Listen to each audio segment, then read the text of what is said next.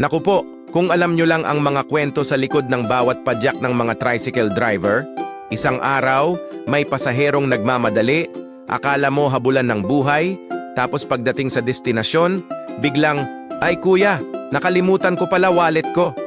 Aray ko, minsan talaga, pasensya ang puhunan. Pero kahit ganyan, tuloy ang biyahe, kasi bawat padyak, may kaakibat na kwento. Minsan tawa, minsan drama, minsan may libreng chismis pa mula kay Aling Nena na sumakay para lang magpaikot sa palengke. Sa kanto, kapitbahay mo na ang mga tindera at tambay, kaya parang pamilya na ang samahan. Lahat magkakakilala, lahat nagtutulungan, kahit sa simpleng paraan lang. Minsan, may batang naglalakad sa ulan, pinapasakay agad ni kuya para hindi mabasa. Ganyan ang puso ng mga padyak drivers, kahit pagod, laging handang tumulong. Pero teka, wait. Hanap nyo ba ay komportableng upuan na swak para sa mahahabang biyahe, kahit tricycle lang? Subukan nyo itong foldable seat cushion na super lambot at madaling dalhin kahit saan.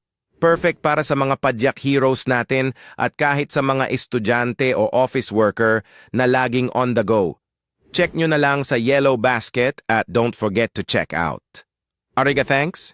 Please like, share, and follow for more.